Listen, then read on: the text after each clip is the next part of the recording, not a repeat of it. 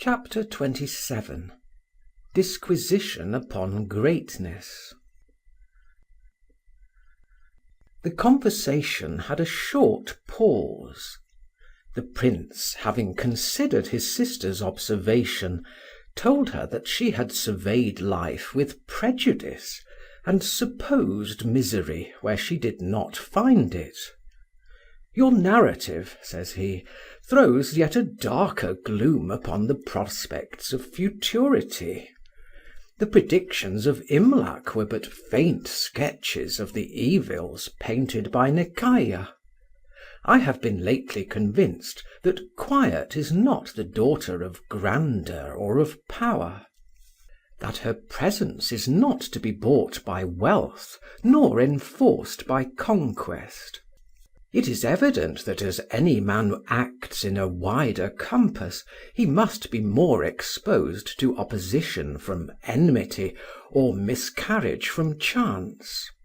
Whoever has many to please or to govern must use the ministry of many agents, some of whom will be wicked and some ignorant. By some he will be misled, and by others betrayed. If he gratifies one, he will offend another. Those that are not favoured will think themselves injured, and since favours can be conferred but upon few, the greater number will be always discontented." "The discontent," said the Princess, "which is thus unreasonable, I hope that I shall always have spirit to despise, and you power to repress." "Discontent," answered Rasselas, "will not always be without reason under the most just and vigilant administration of public affairs. None, however attentive, can always discover that merit which indigence or faction may happen to obscure, and none, however powerful, can always reward it.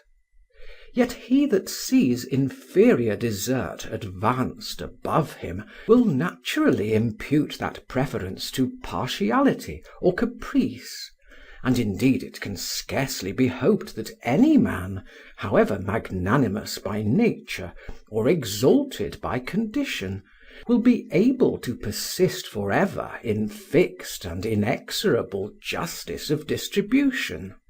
He will sometimes indulge his own affections, and sometimes those of his favourites.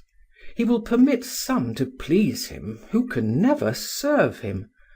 He will discover in those whom he loves qualities which in reality they do not possess, and to those from whom he receives pleasure he will in his turn endeavour to give it. Thus will recommendations sometimes prevail which were purchased by money, or by the more destructive bribery of flattery and servility. He that hath much to do will do something wrong, and of that wrong must suffer the consequences. And if it were possible that he should always act rightly, yet when such numbers are to judge of his conduct, the bad will censure and obstruct him by malevolence, and the good sometimes by mistake.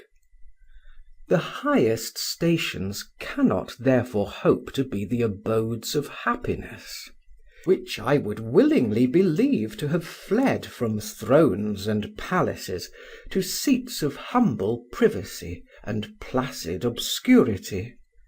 For what can hinder the satisfaction or intercept the expectations of him whose abilities are adequate to his employments, who sees with his own eyes the whole circuit of his influence, who chooses by his own knowledge all whom he trusts, and whom none are tempted to deceive by hope or fear?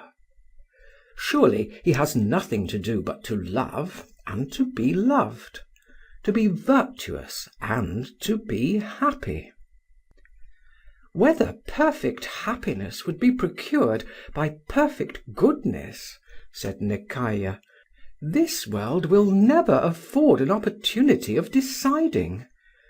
But this at least may be maintained, that we do not always find visible happiness in proportion to visible virtue.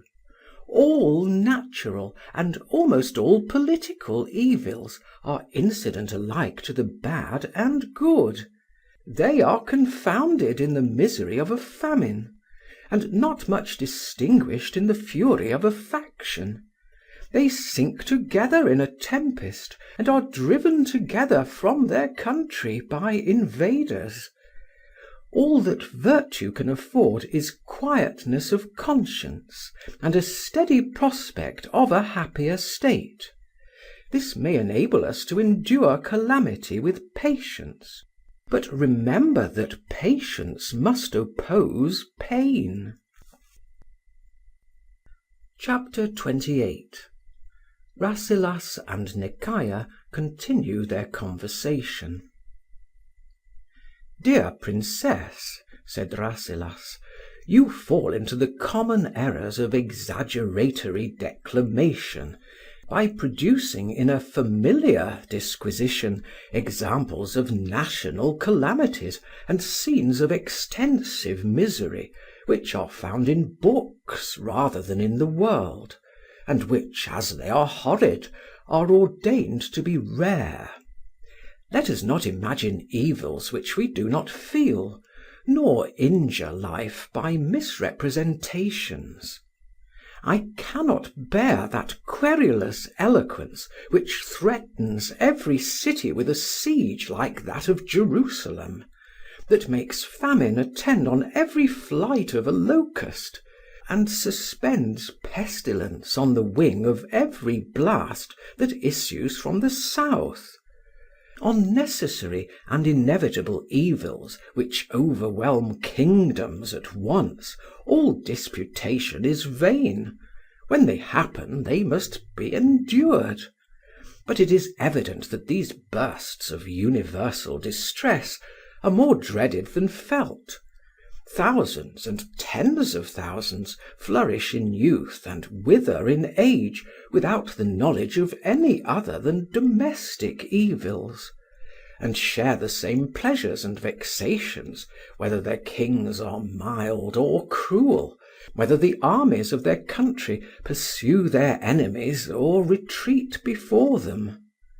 While courts are disturbed with intestine competitions, and ambassadors are negotiating in foreign countries, the smith still plies his anvil, and the husbandman drives his plough forward. The necessaries of life are required and obtained, and the successive business of the season continues to make its wonted revolutions. Let us cease to consider what perhaps may never happen, and what, when it shall happen, will laugh at human speculation. We will not endeavour to modify the motions of the elements, or to fix the destiny of kingdoms. It is our business to consider what beings like us may perform, each labouring for his own happiness by promoting within his circle, however narrow, the happiness of others. Marriage is evidently the dictate of nature. Men and women were made to be the companions of each other, and therefore I cannot be persuaded but that marriage is one of the means of happiness." "I know not," said the Princess, "whether marriage be more than one of the innumerable modes of human misery. When I see and reckon the various forms of connubial infelicity, the unexpected causes of lasting discord, the diversities of temper, the oppositions of opinion, the rude collisions of contrary desire where both are urged by violent impulses, the obstinate contest of disagreeing virtues where both are supported by consciousness of good intention, I am sometimes disposed to think, with the severer casuists of most nations, that marriage is rather permitted than approved, and that none but by the instigation of a passion too much indulged entangle themselves with indissoluble compact. You seem to forget, replied Rasselas, that you have even now represented celibacy as less happy than marriage. Both conditions may be bad, but they cannot both be worse.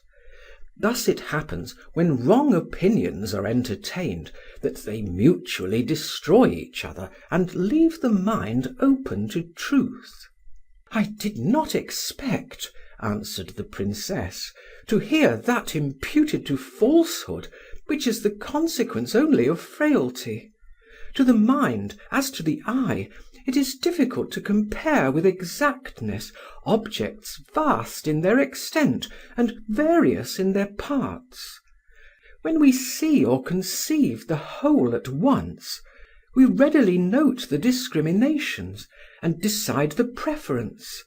But of two systems, of which neither can be surveyed by any human being in its full compass of magnitude and multiplicity of complication, where is the wonder that, judging of the whole by parts, I am alternately affected by one and the other, as either presses on my memory or fancy?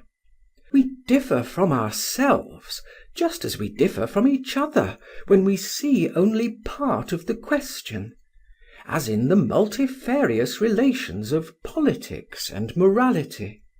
But when we perceive the whole at once, as in numerical computations, all agree in one judgment, and none ever varies in his opinion. Let us not add, said the Prince, to the other evils of life the bitterness of controversy, nor endeavour to vie with each other in subtleties of argument. We are employed in a search of which both are equally to enjoy the success or suffer by the miscarriage. It is therefore fit that we assist each other.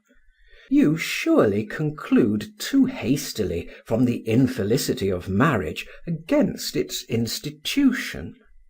Will not the misery of life prove equally that life cannot be the gift of heaven?